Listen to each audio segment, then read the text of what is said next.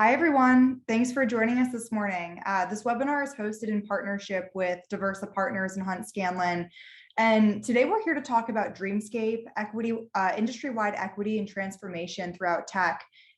We're joined by two of Daversa's Dreamscape leaders, Clint Browning, who is the partner and head of Dreamscape, and Michelle Commandoul, who is a director at Daversa and also a founding member.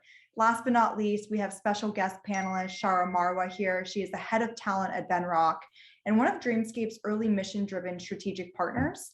I just want to let everyone know we're going to run this for about 45 minutes and save the last 15 for Q&A. So if anything comes up throughout this session, feel free to submit to the Q&A box on the right. It's a little bit different than the chat feature, so if you could submit through there, that would be great. But I'm going to turn this over to Clint Browning to kick off the intros. Thank you very much, Nicole, and good morning to everyone. First and foremost, an intro to Daversa. Daversa Partners is technology's go-to specialty firm that builds the executive teams for growth stage and venture-backed companies. Our global footprint gives our high-performance teams visibility into the entirety of the market. We, across the board, are dedicated to developing meaningful relationships with entrepreneurs, executives, and investors across consumer and enterprise businesses. I have been in the retained search arena for over 25 years. As shared, I lead the Dreamscape effort, which we will talk about further in this program. Thrilled to be with everyone today and thrilled to be a part of the Daversa and Venrock initiatives at this stage in our business. Michelle? Yeah, so I have been with Daversa for about 8 years now. Before joining, I started my career in marketing, so it was a pretty natural entry point for me to start and focus on marketing searches, but I've also focused on operations and finance. But really for the last 2 years, I've been focused partly on internal operations and building Dreamscape from its earliest days. So that's how I've come to work so closely with Shara, the talent partner over at Venrock, and I'll let her introduce herself. Hi, everyone. I'm Shara, the talent partner at Venrock. And what we do at Venrock is we partner with entrepreneurs to build companies across tech and healthcare. But let's jump in and get started. Clint, can we just start with what is Dreamscape? Yes, so Dreamscape is a new business unit within Daversa Partners that is dedicated to ensuring there is Black leadership represented on the boards and executive teams of the most important companies in technology. Kind of plain and simple, opportunities for Black leadership in tech. And Michelle, you've been working on this since the beginning. How did you build it? Yeah, it's a good question. So we started this division in 2020 and essentially spent the first 9 months entirely focused on building network, building relationships. The firm had always had strong relationships in the Black executive community, but we wanted to really take the exercise to figure out who are beneath those executives that are up and coming into the VP ranks, and also who are maybe beside them in industries outside of tech that might need a bridge into the tech industry. So we spent the better part of 2020 really just doing the work. We didn't talk about this externally. We didn't actively seek out client engagements, but we did invest a lot of resources into making sure that we had a solid network as the foundation for the project. So then come early 2021, that's when we started to figure out how do we put the network into motion and provide value there. So we started looking for clients and partners that we felt were aligned with our mission and can help us further work by expanding connections, expanding the opportunities for the Black leaders in our network. And that's how we got engaged with Brex and Robinhood on direct board searches, and also how we opened discussions with Shara and the Venrock team about how can we partner together to have a much broader impact than just one board seat. So we are super, super grateful for that partnership with Venrock, but also some of the outcomes that the team was able to drive last year as our first year really operating the business. So we placed Tashunda Brown-Duckett, the CEO of TIAA, onto the board of Brex. Dara Tresader, who's the SVP of marketing at Peloton, joined the board of Robinhood. And then Elisa Harvey-Dawson, who's the chief legal officer at Gusto, joined the board of AppLovin, just to kind of name a few there. So it's been really exciting to see Dreamscape go from concept to network to outcomes. And now the next chapter for us is really about impact at scale. Yeah. And why do you think it's so important to focus so intently on Black representation right now? When I first heard about Dreamscape, even I said to myself, can you really do this if you only focus on Black representation? But what I've come to understand is really two things. Here at Daversa, we have a history of being brutally intentional. We pick a problem, we apply all of our resources, and we guarantee an outcome. Candidly, that's how we do search. The second thing is, in the context of diversity, Black executives are the most underrepresented in boardrooms and leadership teams. We wanted to take it head on, and we decided it was time. Because if there aren't people out there who are willing to specifically and intentionally focus on this population of, candidly, super talented and deserving executives, it might not ever happen. So real and meaningful change just doesn't happen unless there's someone willing to make it their singular mission. We figured, why not us? Yeah, I just want to add to that. Venrock has also been super aware of this and thinking about ways that we can be more intentional on how we can support our companies as they grow, to think about this better, earlier, and more deliberately. So no, it makes total sense. Yeah. So let's turn it around here just a little bit, Shara. Can you share, please, your perspective on how diverse leadership teams and boards set up a company for long-term success? To put it as simply as I can, I think diverse teams build better and more successful companies for the long term. Diversity in backgrounds and ethnicity and gender brings diversity of thought and perspectives and innovation. It leads to environments where people see themselves reflected in the communities and corporations that they work in, which make them more productive, more motivated to work. Where and how can we create cultures where people do their best work? This is the answer. Let's talk a little bit about the venture expansion program. What is the venture expansion program? Let's start with that, Clint. Why did you choose this path? Yeah, so, I think direct board work was always an obvious play for us. Partnering with really important companies to help them add Black representation to their boards was something both the industry needed and the candidates were hungry for. We can knock these out one by one and know that we're making a difference, but we knew that there was a need for really something broader. So as it relates to venture network expansion, this is how we're trying to affect change at the scale of an entire venture portfolio. While we were in the network building phase last year, having conversations with a wide range of Black executives, we realized the trend was, when asked, do you have any relationships with partners or talent leaders in the venture community? The answer was almost always no. So Shara and the Venrock team were super passionate about the idea of helping us build bridges between Black talent who did not naturally have these relationships or people in their circle of influence at this level and the venture community. Candidly, it just simply made sense.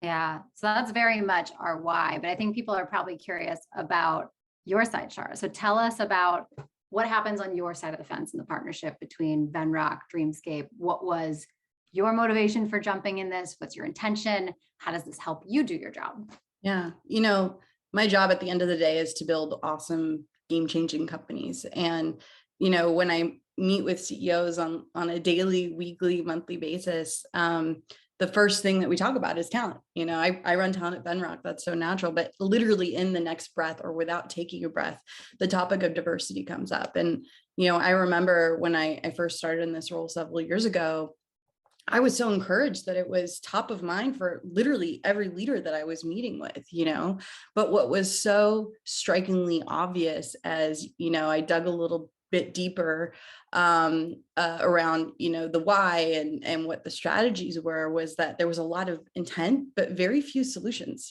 People wanted to do this better, but didn't really necessarily know how. I think we're all super aware there's no magic wand when it comes to diversity. You can't, automatically build a diverse team tomorrow. The best strategy, as in all recruiting, is a multi-pronged one. And ideally, it needs to start as early as humanly possible. And what's so awesome about the concept of Dreamscape was that it was starting out with really one of the roots of the problem, which is access. There are incredible Black leaders and executives, but because of the nature of, network-based recruiting processes, limiting job descriptions, I could name kind of a million reasons we're kind of in the situation that we are today. There was a natural struggle of even getting them on the radar. And what this partnership did off the bat was introduce us to incredible executives so that, as these roles come up in the portfolio, we have a relationship with them versus, building a diverse slate from scratch every time we approach a search or build a pipeline in the portfolio. Yeah. And can you give us the behind the scenes on some of the impacts this has had within the portfolio? Yeah. Maybe I'll start with kind of the process a little bit because, it's been so impactful the past year, but there were so many ways to approach it, as you'll remember, Michelle. Do we look at specific searches? Do we look at specific companies, specific profiles? One of my favorite things about the Venrock portfolio, and what I think is super fun about what I get to do, is how diverse it is, right? In terms of size, stage, industry. And in a way, I feel like this partnership really was so complemented because it created a lot more opportunities, not less. We iterated this past year on different, network profile strategies, process strategies, refining and articulating what we're really looking for in board roles specifically, as opposed to kind of the uber specific way a lot of these conversations start, where these roles are formed, they're coming saying, hey, we need someone with XYZ in their background. Who do you know? We get to be thoughtful, opportunistic, and think about these recruiting pipelines a whole lot earlier. And as a result of this partnership, I would say, the percentage of Black leaders that I speak to is more reflective of the population that we live in, which is, I think an incredible thing to be able to say, especially in the venture community where that really tends not to be the case. One of the board searches I'm most proud of last year was for a Series B company. And, getting to advise and help these portfolio companies and think about diversity a lot earlier than when it traditionally comes up has been super impactful and just, an awesome result of this partnership. Very cool. Thank you for sharing that. Of course. So let's talk a little bit more about accounting for Black representation on boards specifically. I think the first thing we want to address as a step before that is, how do you run an inclusive process at the board or executive level? How do we make sure that there's Black representation on our slates? What's the Dreamscape framework for this, for board searches or searches in general? Yeah. So I think what we've learned over the last year is that every company is at a different point in their readiness journey when it comes to figuring out how to run an inclusive process. So no one has it 100% figured out. But when we think about running a Dreamscape process, it's definitely more involved and more consultative than most straightforward searches. So our goal is, yes, to make a placement, but also we really want to teach clients a framework that they can internalize, apply more broadly diversity at their leadership level, and just kind of leave them with the tools to build a more diverse organization even after we've made our placement. So our framework is simple, but it centers around two factors that we call our two I's. The first being inclusivity. So being really inclusive about where you source candidates, the way that you scope the profile, that actually makes a huge difference in who you're able to recruit for a role. So for any search where diversity is kind of the centerpiece of what you're trying to accomplish, you should be thinking about what are the criteria in the role that actually allow me some flexibility, some creativity, so that I can be more inclusive of diverse profiles. And our second I is intentionality, right? So in our case, it's being super intentional about making Black representation the centerpiece of the process. I think what we've realized is these outcomes don't happen by accident, right? You really need to curate a process around the outcome that you want. So that relates to scoping the profile, but it also is making sure the entire process is inclusive. Everyone is aligned and accountable for how they're going to be a part of driving that successful outcome. That is the Dreamscape framework in theory. But I also wanted to give a case study of what this looks like in practice, so that you have something a little bit more tangible to consider. So we just completed the board search for AppLovin. It is a $30 billion market cap, high growth company in the gaming and content space. So they came to us with a really strong board, but 2 open seats. So we had some flexibility to come up with different archetypes of board leaders that would allow us to make diverse placements. So our intention was to make sure that at least one of those placements added Black representation to their board. I don't want to sidetrack us on this, but I do think the fact that there were multiple open seats was actually really impactful to the search. Most boards are built exclusively, right? So by the time we're starting to think about diversity, you got 1 seat. And it's got to meet multiple diversity criteria in order to be compliant with requirements and all that jazz. But when that's not the case and you actually have a little bit more room to work, that's where you have the real room to be flexible and figure out how do you scope both profiles so that you end up with a cohesive and diverse board. So when we kicked off for AppLovin, there were a couple of different archetypes that we had scoped so that we could put up a really diverse slate of candidates, both functionally and in other characteristics too. I think one avenue that we felt really strongly about was actually legal and compliance. So AppLovin's business has a really big data component. And so all of the changing regulations and data governance laws, they felt like it would be a really valuable perspective for them to have on their board. So it is not a common board director profile, but it is a perfect business case and profile that allowed us to target a more diverse group of candidates. So we ended up bringing on Elisa Harvey Dawson to their board. She's the chief legal officer at Gusto, and she's been a fantastic compliance lens for them, but also business leader on their board. So our mission through Dreamscape is to make sure that there's specifically Black representation on boards. But this framework we're talking about here, like it can be applied more broadly to any search, any role. Like the key tenets are if you're willing to think creatively and flexibly about who you interview, how you qualify them, that's kind of the formula for success when you're thinking about how to build a diverse team.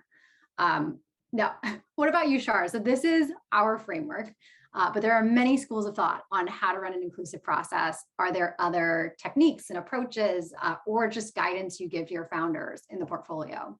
That's a great question. There are so many strategies on how to run an inclusive process.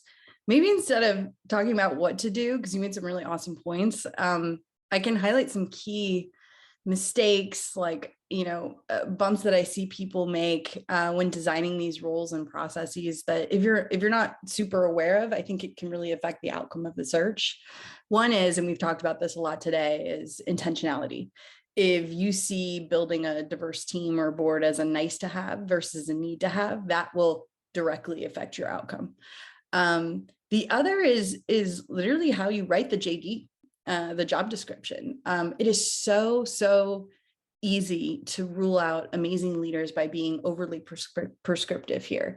Whether it's saying, you're hiring for an audit chair and it needs to be a CFO that's, taken a company public 3 times, or, we all have examples of great overly prescriptive scenarios here that limit the pool of candidates that you're interviewing and speaking to. And I think there can be some incredible qualities to focus on instead, whether that be grit or what have you, that are more important than scale when thinking about hiring a board member, and looking at potential based on their background versus like just what's on a resume can be super meaningful in opening the aperture of candidates that you interview in a way that will surprise you.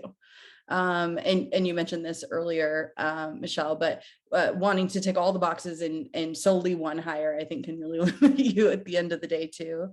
And then how you design the process itself, whether you're working with a search firm or your board or a talent partner or what have you, these processes need and should be run by the founder and CEO. You should be thoughtful around, who's interviewing, what does your interview panel look like? Are people going to see themselves reflected in the interview panel? Because that can affect the outcome as well. Clint, what do you think is the role of a company when it comes to a search firm? And what is the role of a search firm, right, when it relates to diversity in search? Yeah, so I needed a second to take in kind of all of the goodness that you all just shared. I mean, that was wonderful reminders, even though I'm, Michelle and I are shoulder to shoulder every day. But, it's amazing. It's really simple. And so we find ourselves amazed at how often this gets messed up. But when it comes to the role of the search firm, specific to diversity in a search, it is a partnership. There's somewhat of this fallacy that if you hire a search firm, that diversity all of a sudden becomes their responsibility. Like they can solve all of your diversity problems by delivering you diverse candidates on a slate. Now, we can absolutely do that. But the reality is, when it comes to driving the search successfully, it has to go much deeper than that. Our role as we see it is to counsel clients through how to be inclusive and intentional, our two eyes, about diversity at every step of the process. But there are things that we can't implement ourselves. We can tell you how to prepare for your interviews. We can tell you how to prepare the team. We can help to drive alignment for the goals of the search. But there has to be accountability on behalf of the client to help us implement that guidance. You said nice to have versus need to have. Nice to have does not work when you're serious about diversity. It must be a mandate, it must be serious, and it must be a need. So we don't need our partners to be at 100% on the readiness scale.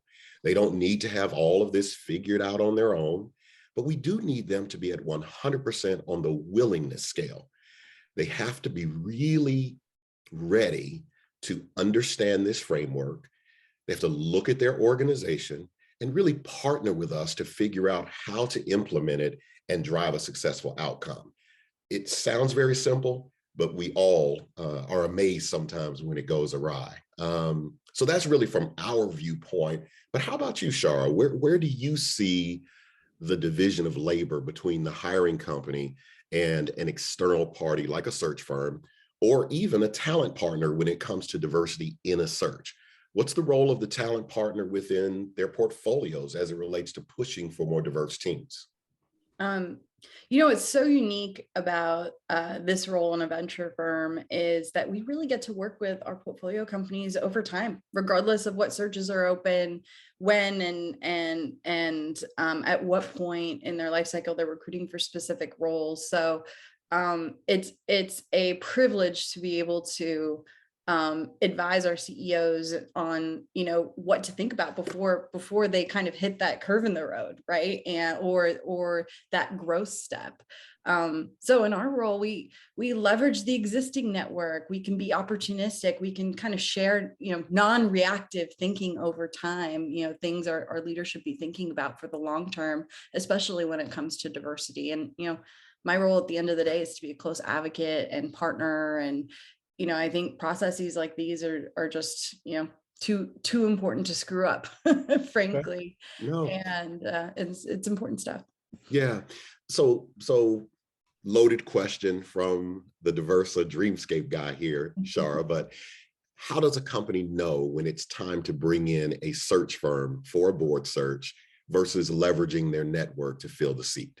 If I had a penny for every time I get asked that question, and it's an important one, and there's no one answer. It really differs from project to project.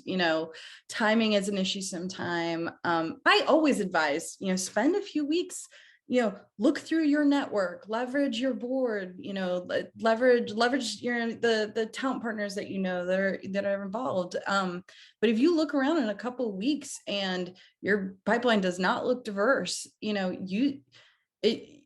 that's where I think actually search firms play such an important role, right? Because it helps open the aperture of the network that you're speaking to. And like we've talked about, access is the root of, a lot of what we're talking about here. So that's where I think, especially in thinking about diversity for the long term, leveraging a search firm can only help and make your pipeline that much more diverse, because your network is only as big as your network is, and that's where Dreamscape has been so helpful. It's created a ton of access to Black executives in my own network, Venrock's network, and has already made a significant impact on our portfolio companies.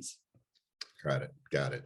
So we've talked about how to run an inclusive process. This is an important framework that can be applied to searches at all levels, but it is make or break for us as we think about how to elevate Black talent into leadership and board roles. Let's spend a few minutes talking specifically about board roles for a moment. As big strides are being made right now towards more Black representation on boards of tech companies, we just recognize there is still a phenomenally long road to go.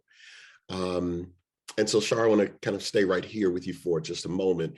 What high level trends are you seeing as it relates to board directors and board director searches, whether that be profile of board directors or timing of the search? And how has this really evolved over the last year or two? Yeah. I love this topic. I've spent a lot of time thinking about this past year. First and foremost, almost every single board search that has come across my radar this past year has been focused on diversity, which I think is an awesome and important trend. Another is I see founders thinking about investing in building their boards and the value that can add much earlier in their life cycle than, traditionally it's like, oh, I have a few investors on my board. And then, 6 to 12 months before they go public, they're like, oh, wait, I need to add a few more people in order to go through this process. And I see founders and CEOs asking themselves this question earlier. It's kind of unique is, we live in a market where actually most CEOs are founders, right? At least from my purview. And a lot of them are doing this for the first time, hiring for their boards for the first time. Rarely do I work with a founder who's done this 10 times already or 10 times before. And so they're actively thinking about, when do I do this? What are the right profiles? What's the best independent profile versus investor profile? Should every investor be on the board? There are a lot of questions to be answered here. And using diversity as a lens as you think about the dynamics of your board holistically is so important. Thinking about when in someone's career arc, just thinking about profiles in general, you should recruit them for a board. I think gone are the days of the retired CEO profile or hiring someone for brand alone. I think there's an important trend where people are seeing that great board members are actually, active operators and builders, and who have a great listening to talking ratio. They're intelligent, they're engaged, and they haven't necessarily been on a board before.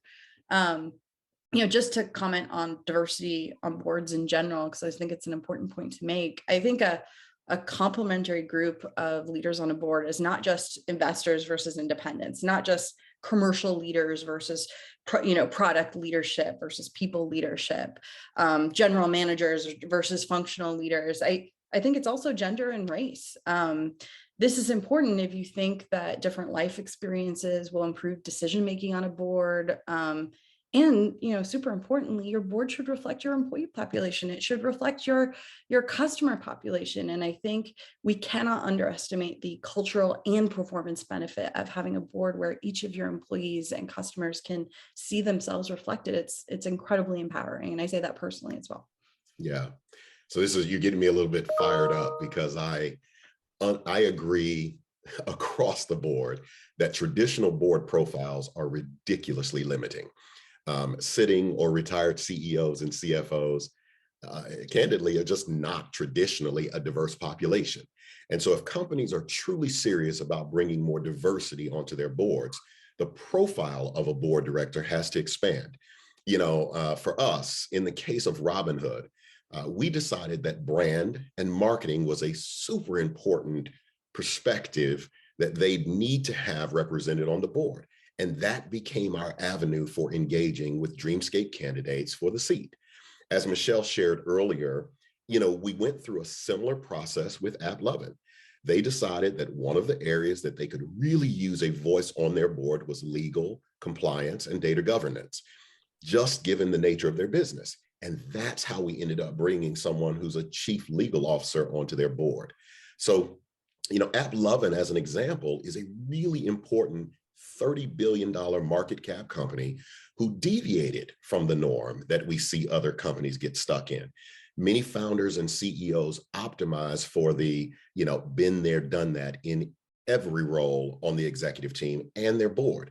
But if some of the biggest and highest flying companies in the world can break that mold, if we can help them push that mold and really open the aperture a little more than they've been comfortable with, so can the next generation of companies that are starting to think about building their boards right now. That's where it starts, but somebody's got to continue to be part of driving the change, period. I couldn't agree more. Clint, what are the trends that you're seeing as it relates to the candidate side of the market? Yeah, things are moving incredibly quickly for candidates across the board right now. In a very short period of time, we went from calling executives and saying, have you ever considered board work, to how many boards are you on and do you have capacity for more? At the macro level, this is a good thing. Great problem to have. This means that progress is being made, but it makes the recruiting environment difficult because most people are only recruiting the few Black executives in their network that they know, rather than really dedicating themselves to expanding their network. The last thing to note on the candidate side is there is an educational gap as it relates to new Black board directors. And as a Black man, I do not mean that we are collectively undereducated, but we all want Black executives on boards. Our clients want to support them, but there's also some institutional knowledge about what it means to be a board member that has not been passed down to them for generations in the same way it has for other populations of executives. We've been kept out of the room, and now we need to teach them how to be at the table. That's something that's going to be very important to Dreamscape. It's really around board member enablement. It's not just about having someone show up and take the seat. It's having the ability to put the right tools in their toolboxes so that when they get there, they're able to help build something. But that prompted a thought, Shar. I want to take it back to the concept of board member enablement a little farther for just a moment. Is this a consistent theme in your portfolio too? I know what we're seeing, but what is the advice that you're giving to new board directors on the resources and preparation that they need to be effective in their, first few board roles? That's a great question. There's some awesome board readiness programs out there. The advice I give and just personally work to facilitate across the portfolio is, which I think is just as important as, helping build the pipelines, is mentorship for every board member. We're helping place, I see the next step is helping surround them with mentors and board members that they can learn from, whether they're doing this for the first time or not, by the way. I think this applies to everyone. It's funny, I talked to a board member who took on their first board role about 8 months ago, and so they're kind of like 3 or 4 board meetings in, so to speak, right? And what struck me most from our conversation, which I think we can all relate to, is how they felt, those first day of school jitters, right? Well, walking into that first board meeting, doing something they've never done before, which a lot of us feel, in the same situation, but don't outwardly talk about. And they weren't sure what they were going to expect from the meeting, or the best ways that they were going to drive impact right off the bat. And what was so fun to hear was, just the amount of impact they're feeling that they're making at the board level, and, how to take their operational knowledge and expertise and help build more than one company at a time. It was a really fun conversation. Clint, what factors do you think pose the biggest threat to increasing Black representation at the board level? I'm sure you can think of a couple. Yeah. I think there are 4 major themes that probably have each kind of, 4,000 things underneath them, but there are 4 major themes that pose a threat to industry-wide transformation and really getting more Black executives on board. So the first is the tendency to wait too long to address representation on your board. If you build your board exclusively, which can happen by default if you're a venture-backed company and then you're 12 months out from an IPO and you're now forced to address it, you've really put yourself in a really difficult position because your time constraints and your lack of room for flexibility around profile, as we talked about earlier, you got now one seat who you needed to be an audit chair, who needs to be a woman, who needs to be a person of color. I mean, as you can see, that would ridiculously multiply the challenge. The second is the one we already addressed when we talked about the Dreamscape process. Companies need to have pragmatic and flexible expectations about the profile and background of their board directors. We're not saying just take anyone, but as we've described in some of our case studies where we've ended up with successful outcomes, you need to be very deliberate about what makes sense to add to our board, to add value. That's where you're going to make a difference. The third is, is there an existing culture of inclusivity at the company? This is kind of where I started our conversation today, which is search firms do not show up to solve your inclusivity issues. It is more and more becoming a buyer's market for board members. In every conversation we're having, the topic of inclusion comes up. Are there any Black members of the leadership team? Why not? How does the company handle a culture of inclusion? And so it's really hard for me, again, as a Black man, to hear a client say to me, Clint, can you all help us fix our diversity problems? Well, when there's no one on your entire website, there's no one in your C-suite or on your board who looks like the people you want me to attract, just get ready. We've got to roll up our sleeves and get to work. So that's a real challenge. And then finally, it's really what we just talked about.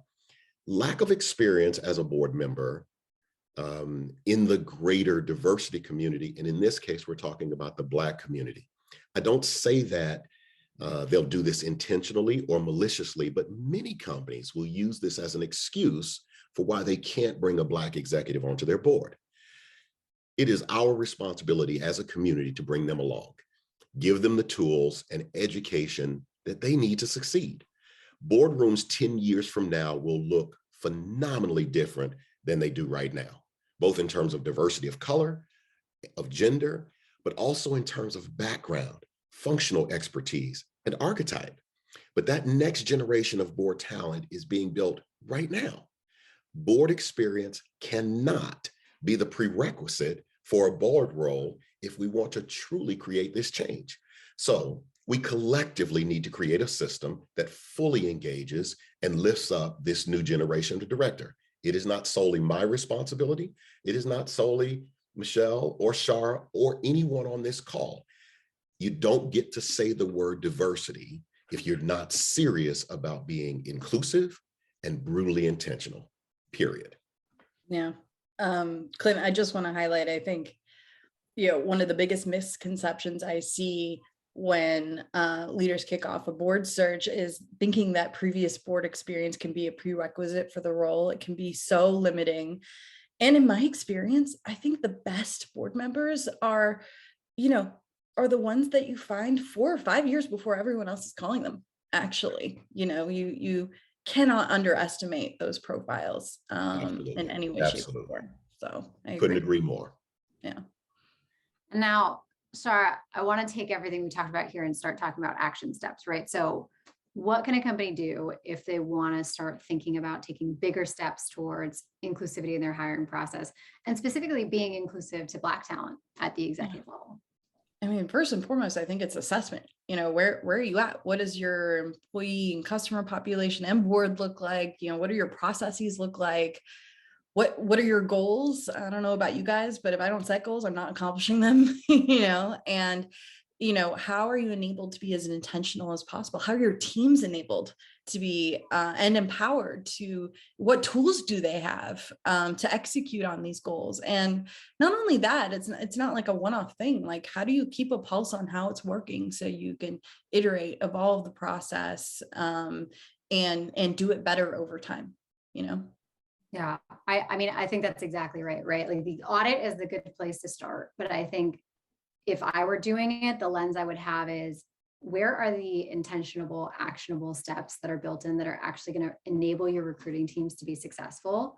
Like, are they working, or are there holes in your process? If you're, say, recruiting a CMO right now and diversity is a major focus of the search, and most of your candidates aren't getting past your interviews with your CRO, right? Like, where's the misalignment in expectations? Start with getting really curious about the feedback and the data that your hiring process is already giving you, right?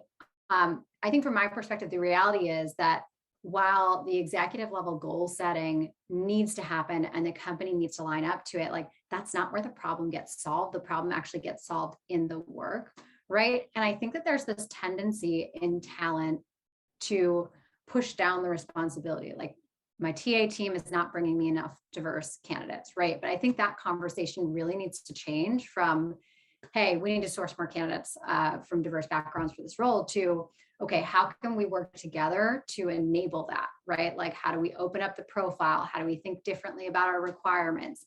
What are the things that we can do to enable us to be successful in the way we think about diversity? I don't know if anyone's sick of hearing me say this yet, but I think we beat the drum on this on every search that we work on. It's about being inclusive. It's about being intentional. So if you start with the assessment of, where do those concepts do or do not come into play in your hiring process right now, and then think about, what are the small actionable steps forward that you can take on them. Yeah, great points. Guys, let's zoom out a little bit. I think last year was, an incredible year for Dreamscape, but what does 2022 look like? Okay. Easily, I guess the right answer here is, one, we're going to scale our impact. Board building, venture network expansion. We're building our team. We're working diligently on a robust internal network strategy. We've also got to continue to educate and advocate in an unabashed kind of way. Our internal team on the Dreamscape framework and process, we've got to continue to be a strong voice in the market for Black representation in tech throughout and across the board. But we're going to do that in multiple levels. So certainly we're attacking the board, we're attacking the venture network, we're attacking the tech community. We're also working on some things around really touching things at the grassroots of our community that we're going to hold for some internal surprises. And then finally, it's about a partnership strategy. We have to identify and make sure that we find the Venrock relationships where we both are unconditionally committed and we go all in. And then, a little bit corny, but I have to say it, we here at Dreamscape are really serious about what we see for our dream of what boards will look like. And so we have to keep dreaming unconditionally, no matter what anybody says is not possible. That's what's up for 2022. I love that. Thanks, All right, are we going to do some Q&A? Yeah, if you guys are good to jump in, we can use kind of the last 15 minutes. There's a bunch of questions that have been submitted, so I want to try and get through a couple, and then there's some specific questions that are being directed at either you, Shar, or Michelle, or Clint. So we can try and get through as many as possible in the last 15. But let me just lead off with one of the first Q&As that came through from one of our attendees. You said, I think the work you are doing is terrific, but as stated, historically, companies focused on board members who were CEOs or CFOs is accurate.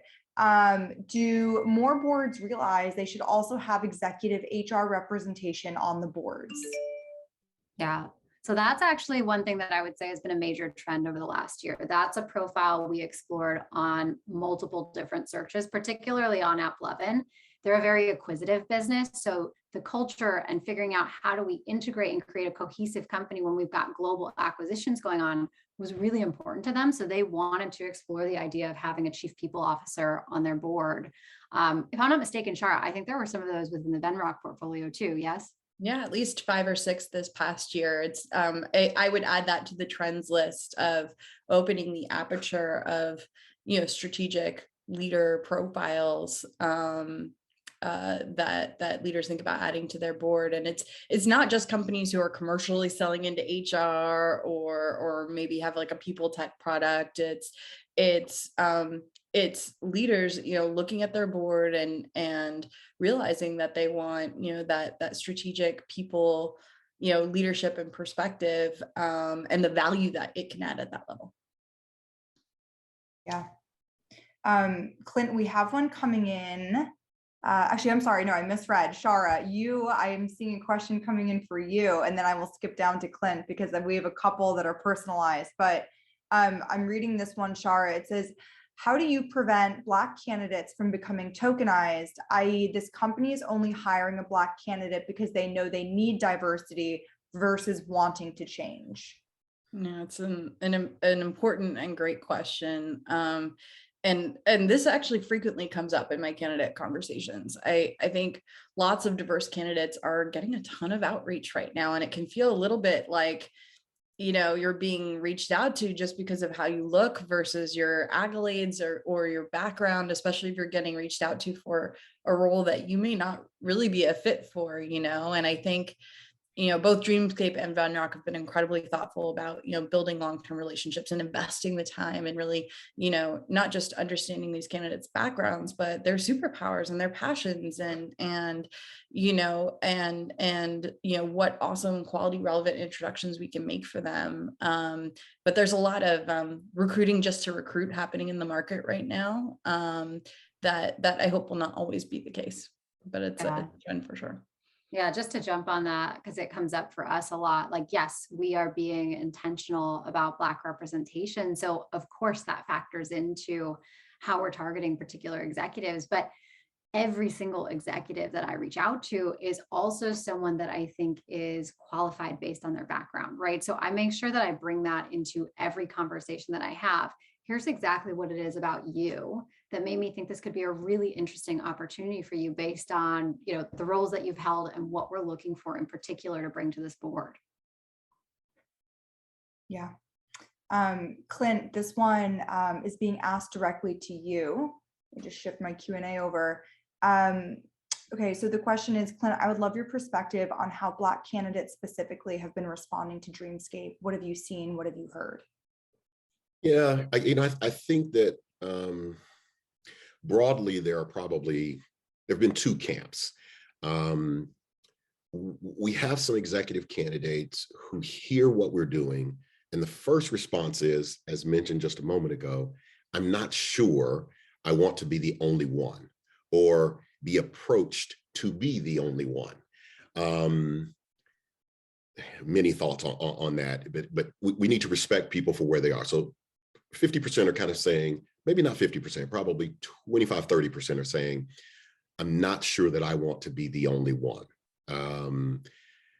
Certainly a history of tokenism in many, many places and parts of our society is embedded in many of our souls. And so we have to respect that and understand it. At the same time, most people we've spoken to about this have responded in a phenomenally positive way. They recognize that there are holes and that there are gaps and there are chasms in some cases and that there are no bridges. And when we lay out the what and the why, most Black executive candidates are willing to come along to be a part of the how. And so, I cannot come off of this question without saying, and this is a little bit personal for me, that in the history of the United States, it takes an unabashed approach to a problem, applying your resources and driving towards change. The outcomes don't always come in some, kind of overload and rush of outcomes. Sometimes it trickles. And we're above trickling, we're below an overflow of rush. But what we know is that if people are willing to come along, there are enough people in industry who are saying, help me solve this problem, that we can build a bridge together. And so that's really what it comes down to, is really those two camps, Nicole. Yeah, thanks for that. Let me see, there's a bunch coming in. I'm just trying to filter out some of the personalized ones so we can get to hear from each of you. Actually, this one's great. I love this.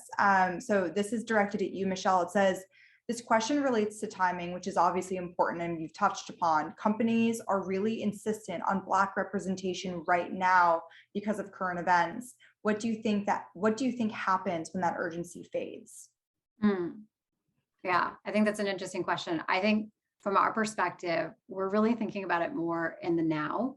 Like, we're all aware of the forces at play that have brought this to the surface right now, but we've decided we're just going to take it and run with it so we can use that momentum to drive change.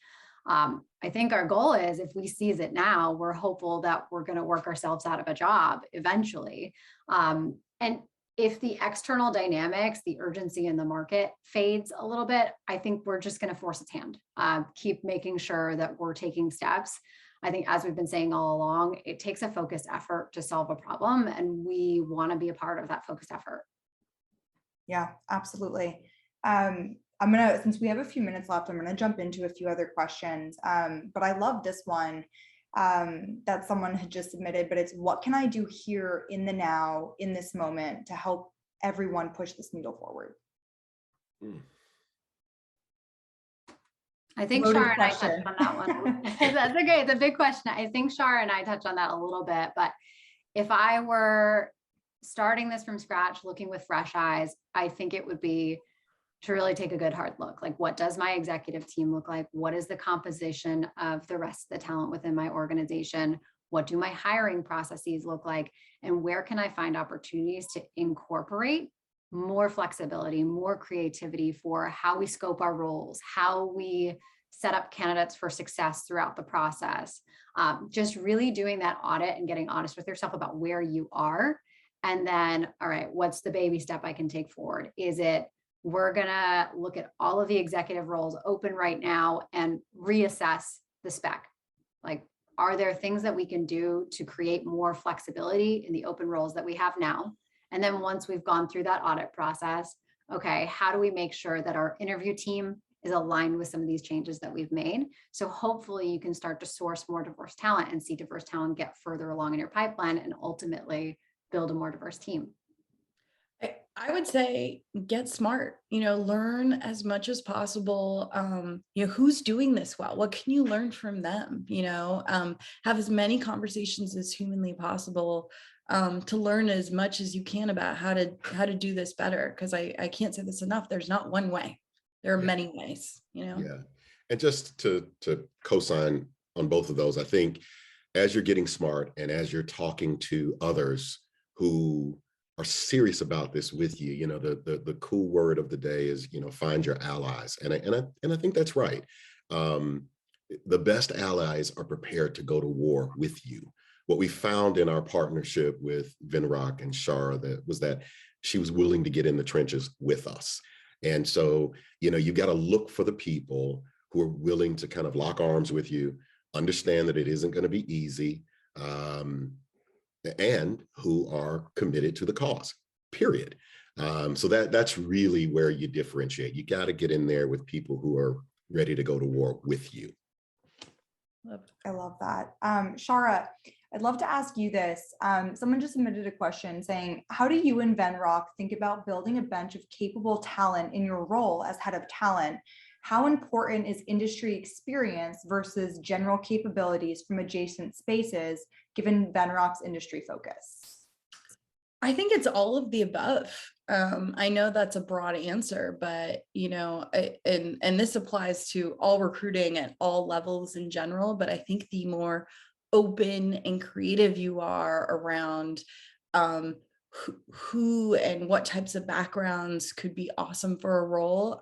I think especially when approaching new and innovative industries, actually, I do this a lot with our healthcare searches, but a lot of the time people from outside of healthcare are adding an insane amount of value to healthcare companies. You know what I mean? And as we think about kind of newer or, booming, whether that's the crypto space or, businesses and industries that are, growing exponentially as we speak, I think and this all leads into diversity, right? Like the more open-minded you are around, awesome profiles and not over focusing on, function or what have you, I think makes you better at this. Great, Shara, thank you. Clint, one coming in for you right now that mentions, Clint, I loved your point about the traditional board profile having to expand now. In addition, the notion is that most people work within their own networks. How does Daversa Partners and the Dreamscape team break this pattern and get to know talent outside of your own networks with a particular focus on up and coming talent? Yeah, so I think, Dreamscape had an unfair advantage in that we came out of the gates with an approach that said, we are going to bust our tails to get to know, not just find and put on a list, but we're going to bust our tails to get to know every Black executive in tech that we can find. That's a never-ending process. There are new young people joining the tech world every day. And so we don't see that this will ever come to an end. We're going to be working diligently to always be in touch with and know that community as a whole. And so our network naturally was probably not one that just leaned on who was sitting around the table on the day that we launched Dreamscape. So we've got a little bit of an unfair advantage. What I'd say is, just to piggyback to that, is what you have to do is decide to go outside of every single comfort zone that you know. So if whatever the habit has been, you got to change it right now. If you want to change now, you have to change now. So that's really what I would say in a simple form. But that's really what you've got to do. Yeah, I love that. I'm thinking just with the last 2 minutes, I think this is a great question that we had come in that I think all three of you can kind of give your own perspective on. But, thinking ahead, if this person's kind of speaking, if I have broad and deep executive level experience, be it in healthcare and tech, and I'm interested in getting board ready, what are the top 3 things that, Black executives should be doing throughout this process? This is a great question. I think number 1, build your network. Like, always say yes to the conversations. You don't know what you don't know, and the more you build your network, the better. And the last night, I give this advice a lot, is put a lot of thought into how you articulate not just your background, but your superpower and what you're passionate about. I've seen people enter these conversations and say, what board would I be great on, right? And I can answer that question and give that advice, but I think putting a lot of deep thought into, like, what stage of business could you add the most value to?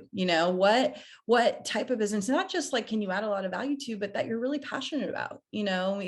Most of us all have full-time jobs, and time is the biggest commodity. And if we're gonna invest our time in something, it should be something that you're passionate about, that excites you, where you feel like you can be really impactful. So spending the internal cycles thinking about that, and then thinking how you want to articulate that, I think is really meaningful as you start to enter these processes.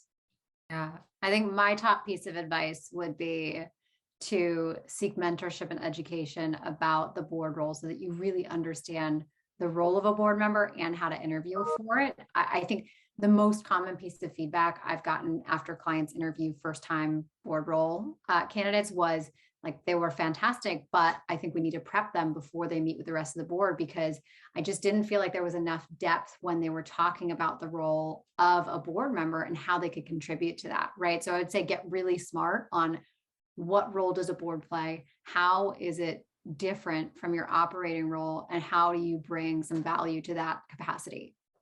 Yeah. And I'll close with this. This is a personal shout out call to Black execs across the country. It is about your superpower. It is about mentorship, and networking. But there also is a part that we have to step up and step out. We cannot allow ourselves to stay inside of our own circles. We have to be willing to go above and beyond. In many of our cases, you've already been doing it. Take another step. We can't wait for Clint and Shara and Michelle and whoever else to come and find you. You have to step up and step out. And so that's the part that we have to own as Black executives across the country. So I guess those would be my three things, or my third of the three things for that, Nicole. Yeah, that's great. Well, I'm going to wrap this up. Thank you, everyone, to the audience for joining us today. Thank you, Hunt Scanlon, for hosting us here. Shara, thank you as always. Appreciate your partnership throughout all of this. And I did just quickly, I saw a few number of questions coming in about, will there be a recording of this? Yes, we will share this across our Daversa Partners social channels in the coming week for anyone that wants a copy. It will be on YouTube. But thank you all and have a great day. Thank you very much. Everybody. Thanks, everyone. Thank you.